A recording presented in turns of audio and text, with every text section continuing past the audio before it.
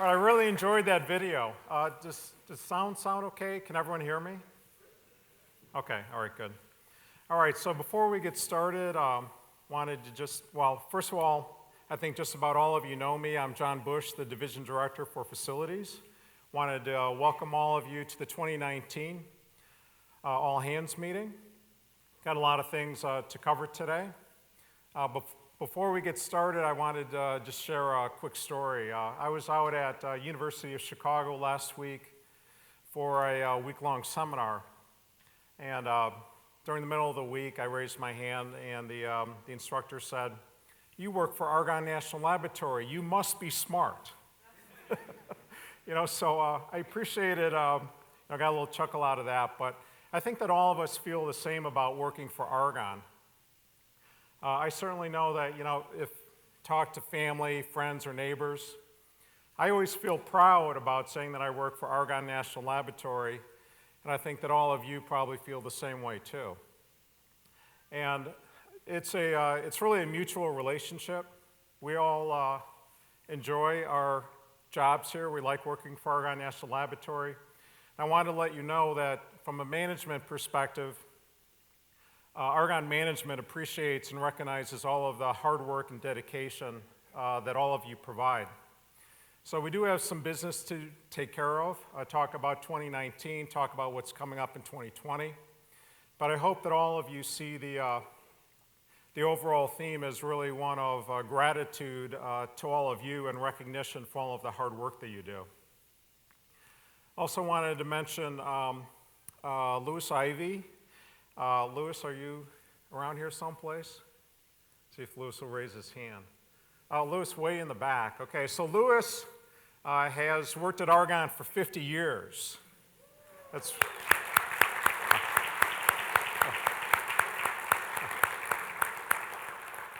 I'm going to guess that not too many of us are going to work here at Argonne for 50 years.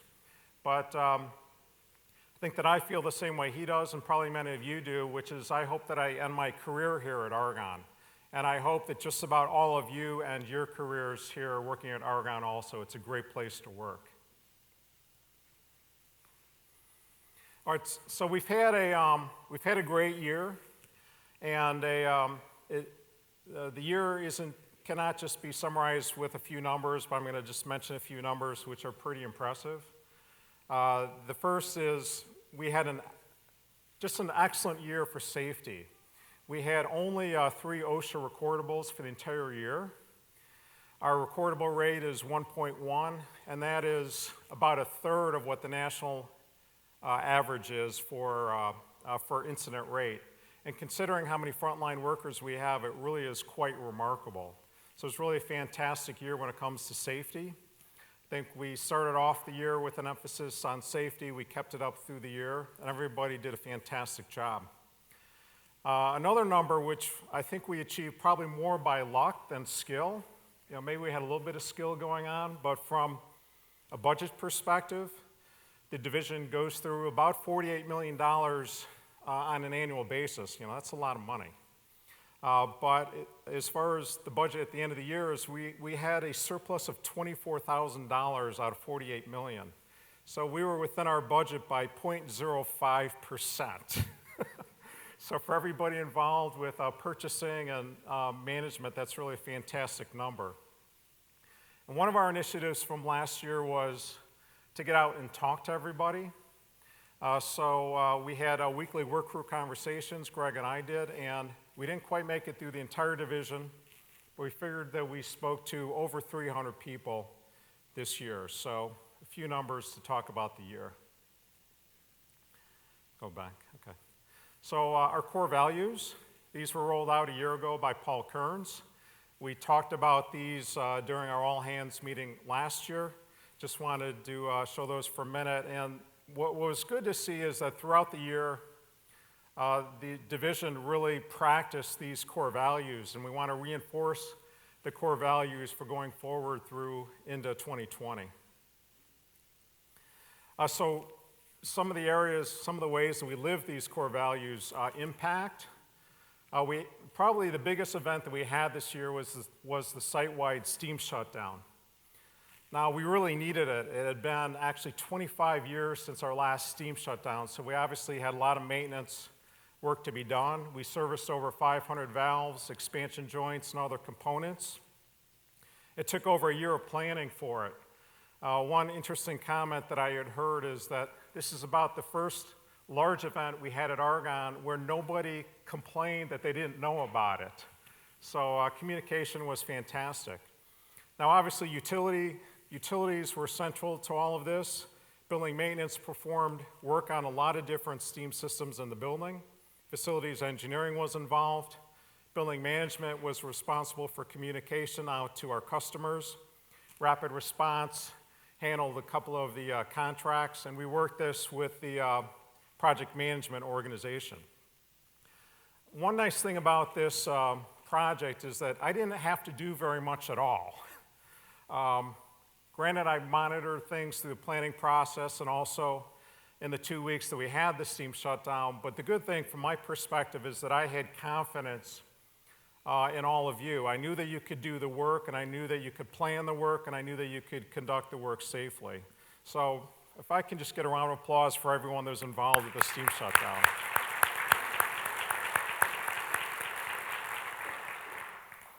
All right, safety, I mentioned only 3 OSHA recordables. I mean, it's really a fantastic achievement. The only bad thing about that is it's going to be almost impossible to meet that record this year. Now, every year our goal is 0, and we actually made it, I think, 6 or 7 months before we had our first incident. So we actually had a perfect first 6 months. I don't know what it is, but for whatever reason in the spring and the summer, things seem to go on up. But really, 3 incidents is really remarkable. And we only had one that we would say was related to work planning. We also had no near misses. So again, like the incidents that occurred were not serious incidents. And all this had to do with the dedication, all of the frontline workers, the foremen, supervisors and managers, all of you had worked towards achieving this really remarkable safety record. So again, I want to have another round of applause for everybody in the division. By the way, you guys are going to be clapping a lot today, so you're getting good practice here. All right, with respect, so I thought this was really great. In the shipping and receiving department, they took the core values to heart, and they came up with an idea which was a teamwork bulletin board. They took the names of every person in the department, posted the names up, and then people wrote good attributes about people in the department that they liked. I thought this was really a fantastic idea for showing respect for people within the department. So good job shipping and receiving.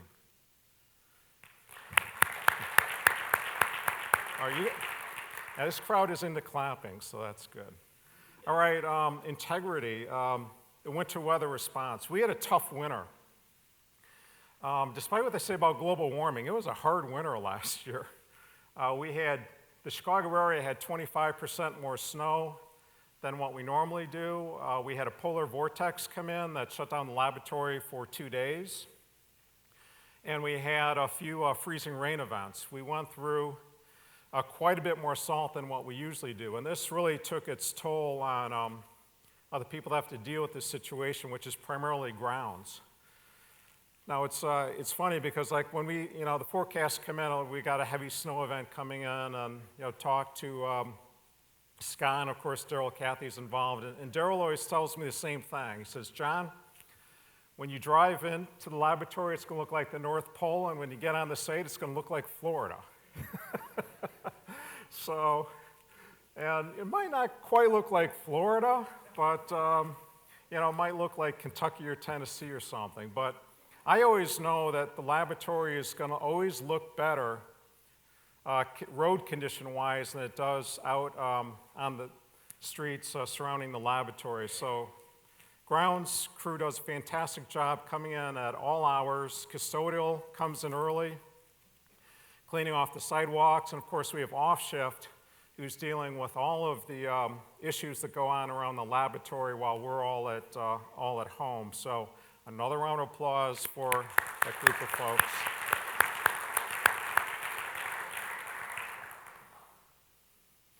little sticky on the, yeah. All right, teamwork. This year we rolled out an initiative. This was a combined initiative between IS and ESH&Q to create building operations teams. There's 11 of these throughout the laboratory. The building managers are central to this. They run the biweekly or monthly BOT team meetings. Our facility engineers are in those. Our building maintenance foreman, custodial foreman, and APS site operations runs one of the 11 BOTs. So this has been a much appreciated initiative around the site. It's enhanced our customer service, collaboration, and communication. All right, we'll go on to impact. We'll talk about what happened in 2019 and what we have coming up in 2020. But one of the things I just wanted to start off with is to talk about how DOE views argon. And basically, the big story I want to say is that the Department of Energy sees a bright future at argon and also views argon as a good place to invest money. So these are some of the major investments that are either going on at argon right now or are shortly coming up. So I think all of you are familiar with the Materials Design Laboratory. That building is going to be turned over to us at the end of November. We have the Electrical Capacity and Distribution Capability Project, ECDC, which has begun, and that's to increase the total power capacity coming into argon. Primarily, that's being done to support the new exascale computing facility. We have a utilities upgrade project that's going on. That project has passed CD0. The exact budget hasn't been spent, but basically there's a commitment from DOE to spend at least $90 million on upgrading our utilities. In conjunction with the advanced photon source upgrade, we're also going to have probably a $15 to $16 million project to modernize some of our facilities out in the APS area. And also, the building 350 is being cleaned out and renovated. So between all those projects, there's about like $250 to $350 million of new investments from the Department of Energy in our facilities and infrastructure. All right, so we'll move on, and each one of the department managers will go through the 2019 in review and what's coming up in 2020. We'll start off with John Surdy. Thank you, John.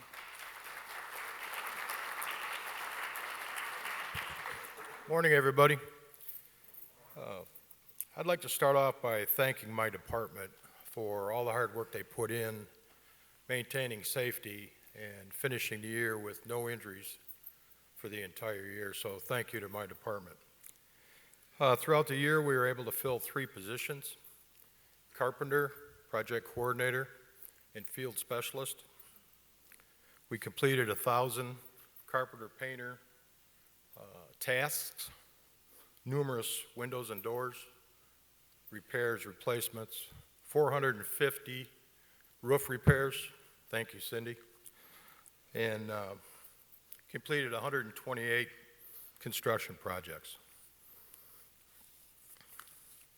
Moving forward, we'd like to continue our safety performance with work planning and control, and also implementing our core values.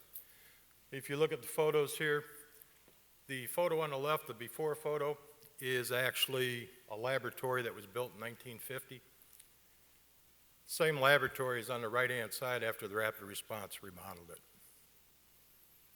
Thank you. Ron Tolan.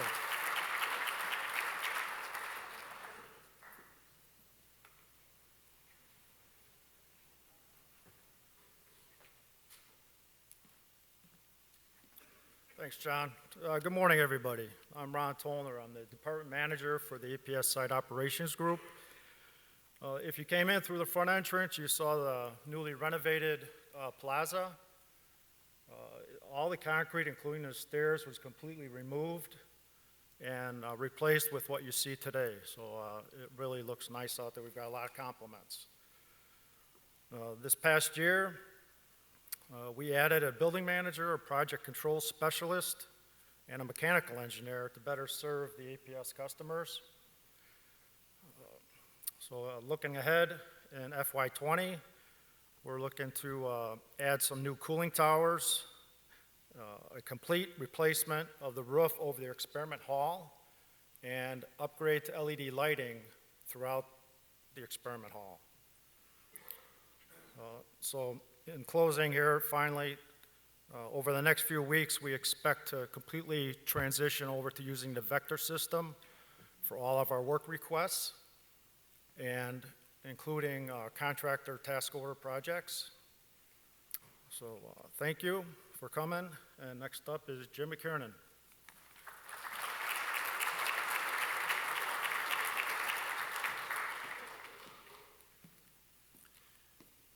Good morning. My name is Jim McKiernan. I'm the manager of the Building Maintenance Department. First, I want to thank everyone in my group and all the groups out here for all you've accomplished over the past year. Building maintenance, we maintain over 4.5 million square feet of lab, office, and mechanical space. We have 13,000 assets that are associated to our group. Our mechanics completed roughly 20,000 work orders over last year, so a lot of work out there.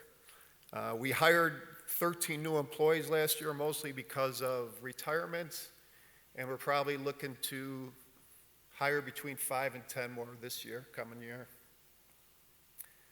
We started a new QEW program for other groups that didn't have the electrical qualified people to do their electrical work. And that group's actually been very successful. We completed over 80 electrical projects. Knowing that we can perform our work without harassment. You can contact Human Resources Employee Relations, that's Daryl Howell, Carolyn Corin, or Mark Rentz, or if you feel more comfortable, you can use the Argonne hotline. Additionally, the lab has other resources for work-life balance. You can contact a laboratory ombudsperson, that's Brad Ginn, he's over in the guest house. Brad's by appointment only, he's informal counseling. We also have professional help through Perspectives. You can get an appointment through our medical department or call them directly. Next, I want to talk about teamwork. It takes all of us working together as a team to really produce the world-class science that we have here at the lab. I'm going to show you a short video clip that is collaboration, teamwork, and safety between the rigging group and supporting the Physics Solaris project.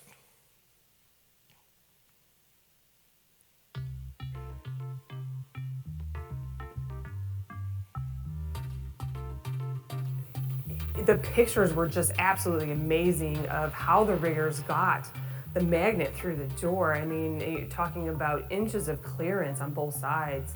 There was a lot of pre-planning that went involved in that. So from these early discussions, we realized there were a lot of critical aspects to this project, which involved the critical lift of a 20-ton magnet, which involved large volumes of cryogens, run about many thousands of liters of liquid nitrogen, many thousand liters of liquid helium, and the use of high current, high voltage equipment.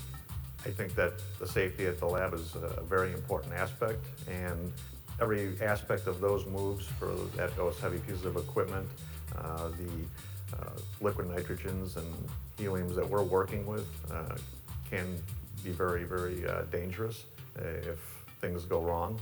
I think the biggest success to the Solaris project is the collaboration that we had with all the subject matter experts, and also understanding like we knew enough to know what we didn't know. I think the collaborations that we have now for these projects are much better. I would say that we probably didn't really have any real degree of that maybe 10, 15 years ago. I thought we did an amazing job. Certainly there's a culture that it's probably easier just to get stuck in and do things yourself. But I think actually, whilst we were somewhat concerned about engaging too many people in the lab, it turned out to be a huge net benefit to the project. There were one or two areas where we could have, with the benefit of hindsight, we would have done things slightly different. But given the many high-risk tasks that were part of this project, I think it was very successful.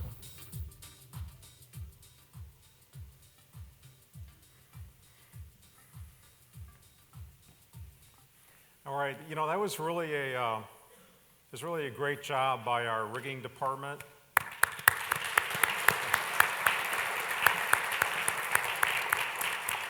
It's an excellent example of work planning and control, which is, you can say, another initiative that we were stressing this year. Every step of that move was planned out, and it was rehearsed, gone through with the crew. I think you saw all the pictures of our rigging folks out there, and I'm going to say for work planning and control for the entire laboratory, this was considered to be one of the great examples of the year. It's that sort of process that helps us with our safety records. So again, when we have complex tasks, something that's unusual, we want to follow work planning and control. All right, so some of the things that we had going on this year, work crew conversations was one of the new initiatives that we had this year. So just a few things by the numbers. We had, I'm going to say, at least 35 meetings. Greg and I we figured around 300 employees. We didn't quite make it to the entire division. And I asked somebody to calculate donut calories, and I sure hope it didn't come out to be that much, but I don't know, sometimes it feels like it might have been that many donut calories, so I enjoyed all that. For those who participated, you probably remember some of these icebreakers. So there were some that kind of stuck with me, so I just wanted to share some of the responses. So one of the icebreaker questions was, what's one thing that your coworkers don't know about you? And we were surprised to find out that one of your coworkers, I won't point out who, actually worked as a paranormal activity investigator. Did that almost full time for a couple of years, and now does it on a part-time basis. So if you find a ghost around Argonne National Laboratory, you know who to call. All right. Another one, I always enjoyed this one. The zombie apocalypse is upon us. Which of your coworkers would you want with you and why? And I got this one a couple of times, so I kind of had my answer practice. So who would I take? I would take Glenn Kalis. So Glenn is not here. I probably shouldn't pick on him, but I will, okay? He's out for surgery for a few weeks. So why would I take Glenn? Well, if you know Glenn, he can fix anything. And in a pinch, I know I can always outrun him. All right, but we also had, some serious responses, which I really enjoyed, hearing from people. If you won the lottery, what would you do? Most people said they'd retire. I would agree with that. People talked about vacations they would take, but one woman replied that she would open a shelter for battered women and that she would pay off the bills of her extended family. That's really having your heart in the right place. That really touched me. Another one, we asked, what are one or two things on your bucket list? And one of your coworkers replied that she wanted to know that her daughter was always loved and that there was a world of opportunity for her. I mean, again, another one that touched my heart. So a lot of you really have your values in the right place. You can see I'm even choked up a little bit.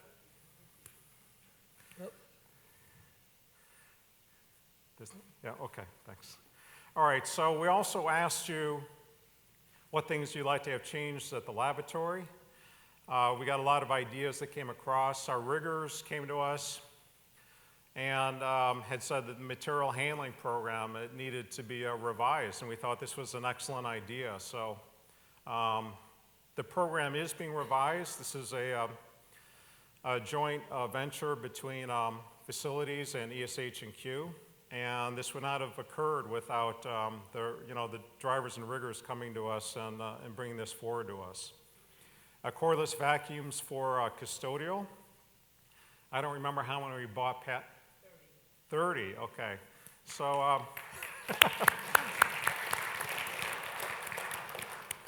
a lot of the custodians raved about the cordless vacuum, so we went and we bought like a cordless vacuum for just about every custodian. Training came up as a desire from a lot of people, and I just want to bring up with everybody, there is training that I'm going to say that kind of comes from on top on down. So it's like, let's say from management comes up with it, but I do want to encourage everybody to bring up training also. If there's something that you want to do, if there's something that as an individual or as a group you'd like to do, please bring it forth to your department manager. We're always in support of additional training. We had some people talk to us about the shoes, complaining about, appropriately, about the discomfort in the safety shoes. So we worked with the shoe vendor to provide more comfortable options for the safety shoes. And also, some people brought up they wanted to get CDLs.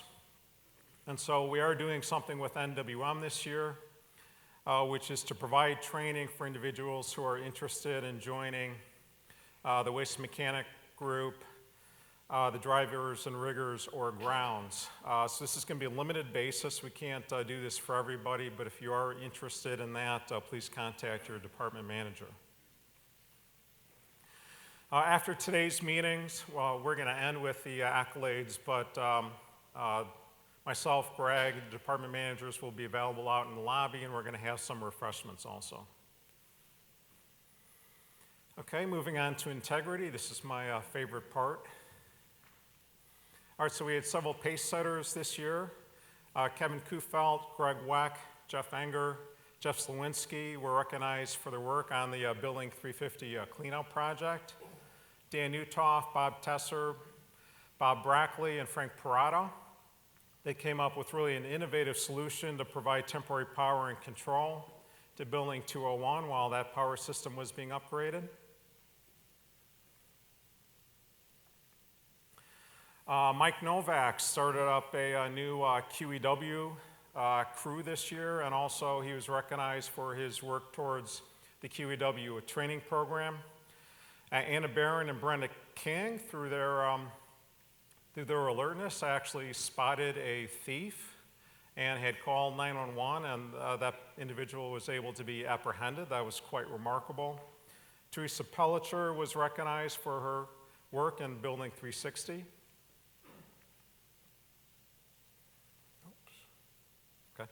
Ryan Roberts and Brian Telsma were recognized for their work in Buildings 335, 375, and 378.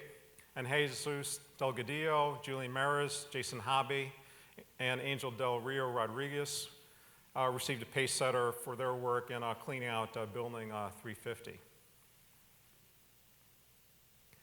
All right, so one of the top awards at Argonne is the Outstanding Service Award.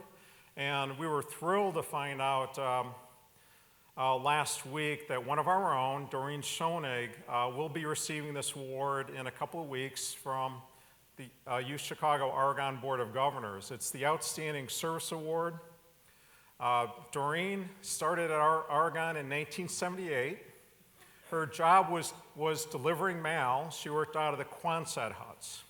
And Doreen's story is really a great story about somebody working their way up through the organization. So her responsibility was delivering mail to various buildings, but she always took advantage of every opportunity that was presented to her.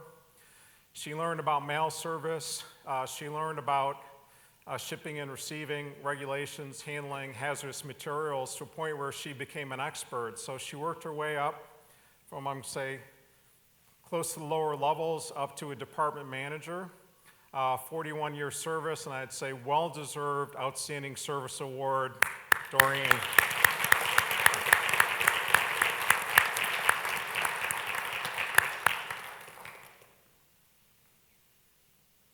All right, spot awards. We had a lot of these. We had close to 200 spot awards.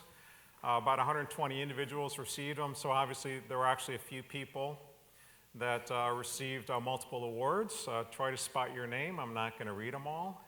Go on to the next one. The M through Z's, okay. Why don't you go back to M to Z's for a second, in case you didn't see your name. Somehow I didn't get one, I don't know. Greg got one, I can't figure that out. Keep going. All right, anniversaries mentioned earlier, Lewis Ivy, 50 years, remarkable service. Get another round of applause. So these are the other individuals who had, 5-year intervals who had significant service awards. 40 years for Anthony Rodriguez, Margaret Silvis, and Mary Walker Lale. I'm not going to read the rest of the names just from time constraints, but thank you to everybody with the anniversary awards.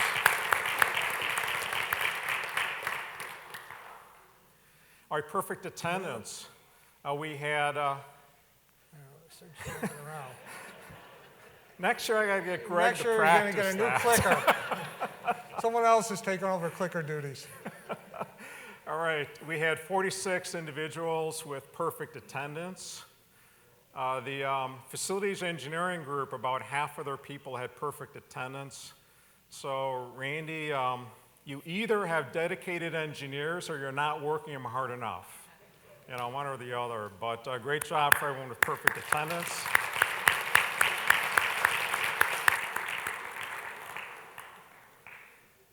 Let's see what we got next.